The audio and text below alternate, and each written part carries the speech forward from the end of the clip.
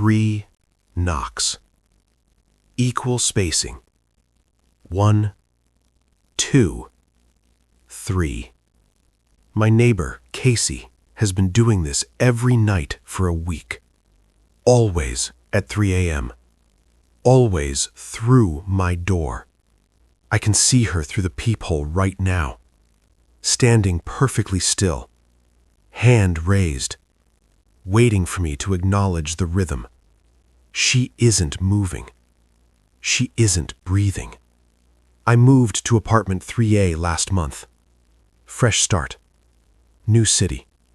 I needed to forget what happened back in '94. The kind of mistake that follows you like a shadow. The kind that makes you run.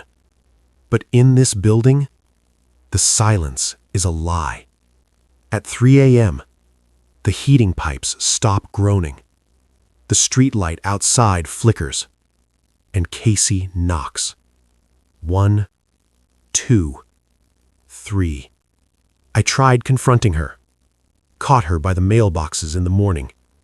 Casual, neighborly. But Casey was normal. Too normal. She showed me her sleep tracking app. 8 hours of perfect rest. Every single night. Deep sleep cycles. No interruptions. The graph looked like something a doctor would frame. She smiled at me, pitying, and asked if I was still taking my medication. She even touched my arm. Gentle. Concerned. The way you'd touch someone fragile. That night, I tore through my apartment looking for proof I wasn't losing my mind. That's when I found it. The 1994 building directory. Yellowed and coffee-stained. Folded tight like someone had been carrying it in their pocket for decades. I unfolded it with shaking hands. Apartment 1B, Harold Chen. Apartment 2C, Maria Delgado. Apartment 3A, Nicholas Thorne. Me. But I just moved here. Last month. I signed the lease. I carried boxes up 3 flights of stairs. My name shouldn't be on a document printed 30 years ago. I checked. Harold Chen still lives in 1B. I've seen him collecting his mail. Maria Delgado's name is still on the buzzer for 2C. They never left. None of us ever left. The knocking is louder tonight. 1, 2, 3. It sits on my chest like sleep paralysis. I grip the door handle. It feels like ice, the kind that burns your skin. I throw the door open, ready to scream, ready to make her stop. The hallway is empty. Fluorescent light hums above. There's a water stain on the ceiling that wasn't there yesterday, spreading like a bruise. But the knocking continues. Only now it's coming from behind me, inside my apartment, from the bedroom, from the bathroom, from the walls themselves. I turn around slowly. The walls are peeling away like old wallpaper, curling at the edges, but there's no brick underneath, no insulation, just white, clinical white, blinding. I smell it before I see it. Antiseptic, bleach, that sharp hospital smell that gets in your throat. The knocking becomes rhythmic beeping. Machines, steady, mechanical. No, this isn't real. But it is. I see a hospital room, an older version of myself in the bed. Gray hair, sunken face, tubes and wires everywhere like roots keeping me tethered to something I don't want to face. How long has it been? How long have I been here? Casey is sitting beside the bed, not standing in a hallway, not my neighbor, my daughter.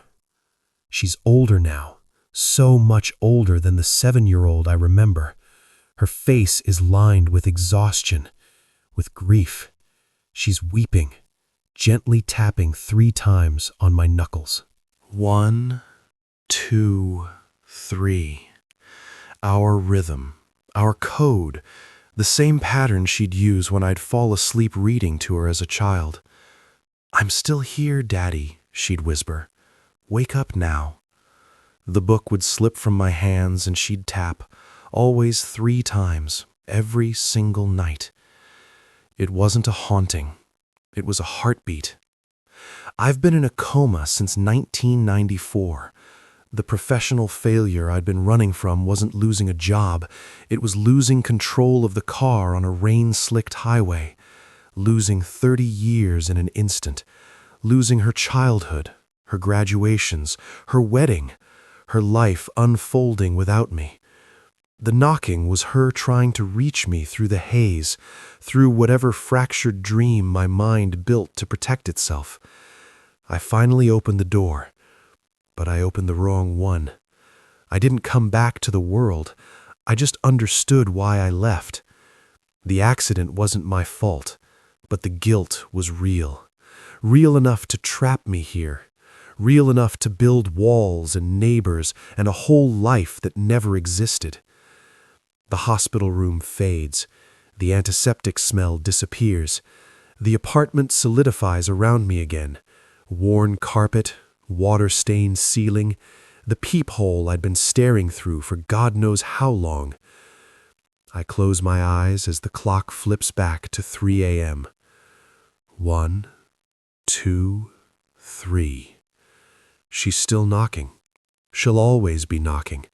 And I'll keep choosing this door instead of hers.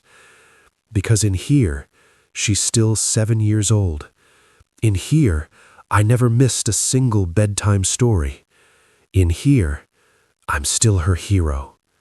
In here, I never left her at all.